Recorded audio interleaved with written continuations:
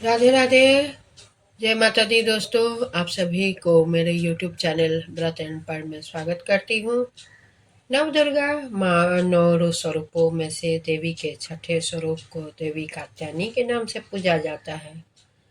माता कात्यायनी की पूजा नवरात्रि के छठे दिन यानी षष्ठी को बड़े धूमधाम से की जाती है। देवी की महिमा को लेकर दो कथाएं हिंदू धर्म में अत्यंत प्रचलित है। देवी के इस स्वरूप की महत्य कथा ऋषि कात्यायन से जुड़ी होने के कारण इनका नाम कात्यायनी पड़ा। वहीं देवी कात्यायनी की महिमा कथा दुराचारी महिषासुर के वध से भी जुड़ी हुई है। देवी कात्यायनी की महिमा का रोमहर्षक कथा।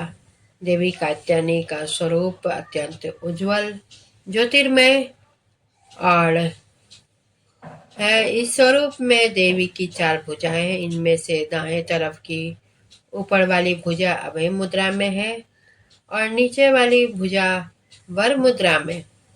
वहीं बाएं तरफ की नीचे वाली भुजा में तलवार और ऊपर वाली भुजा में कमल का पुष्प सुसज्जित है। देवी कात्यायनी का वाहन सिंह है।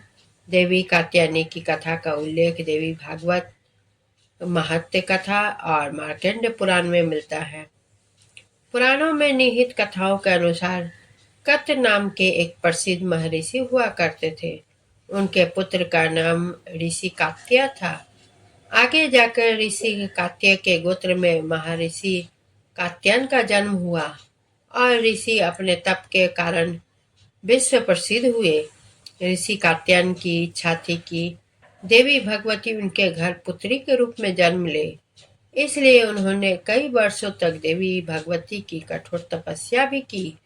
मान्यता है कि ऋषि कात्यायन की ऐसी एकनिष्ठ तपस्या से प्रसन्न होकर देवी भगवती ने तब उनकी इच्छा का मान रखते हुए उनके घर पर जन्म लिया। ऋषि कात्यायन की पुत्री होने के कारण ही देवी भगवती देवी कात्यायनी कहलाई। महर्षि कात्यायन ने बड़े प्रेम से देवी कात्यायनी का पालन पोषण किया था। कुछ समय पश्चात पृथ्वी पर दुराचारी महिषासुर का उपद्रव सारी सीमाएं लांघ रहा था।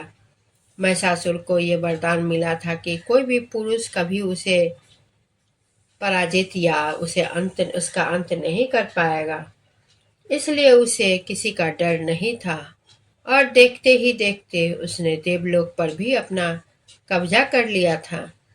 तब भगवान विष्णु, प्रजापति ब्रह्मा और देवादिदेव महादेव ने उसका विनाश करने के लिए अपने अपने तेज से मिलित एक देवी को उत्पन्न किया।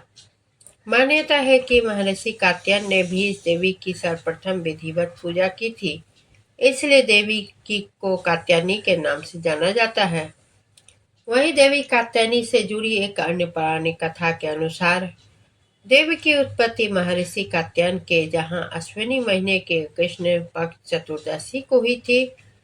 इसके बाद महर्षि ने शुक्ल सप्तमी, अष्टमी और नवमी तक देवी को अपने आश्रम में विधिवत पूजा अर्चना की और दशमी को देवी के इस स्वरूप ने महिषासुर का वध किया था।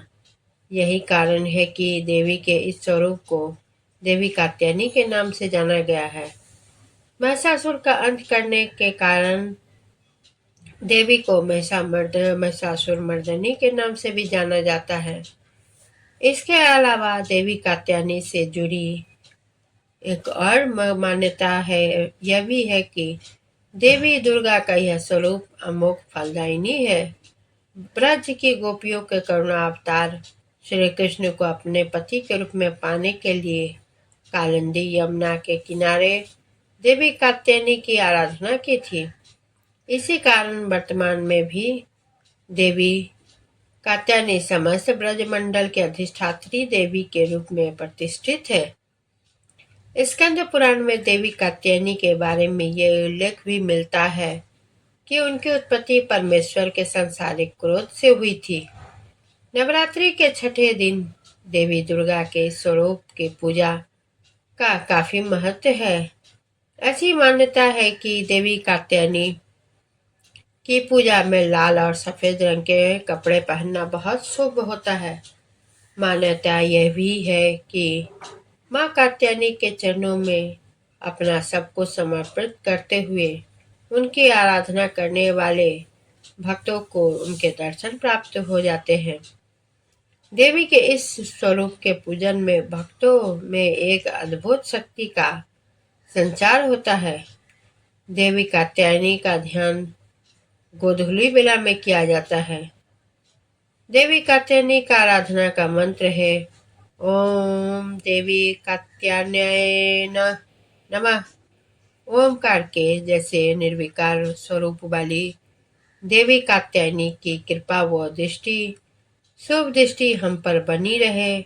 हम उन्हें बारंबार नमस्कार करते हैं।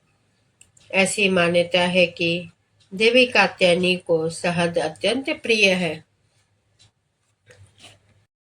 इसलिए नवरात्रि के छठे दिन देवी कात्यायनी की पूजा में शहद या शहद से बनी चीजों का भोग लगाना चाहिए। देवी कात्यायनी की विधिवत पूजा के पश्चात महादेव की भी पूजा करने की मान्यता है। देवी दुर्गा के कात्यायनी अवतार की कथा में हमें ये सीख मिलती है कि अगर भक्ति और संकल्प सच्चा हो तो परम प्रकृति की कृपा सदैव बनी रहती है। जिस प्रकार महर्षि कात्यायन के एकनिष्ठ तपस्या से प्रसन्न होकर देवी दुर्गा ने उनकी इच्छा और तपस्या का मान रखा, ठीक उसी प्रकार मनुष्य को भी अपनी भक्ति और निष्ठा और संकल्प के पथ पर अविचल रहना चाहिए।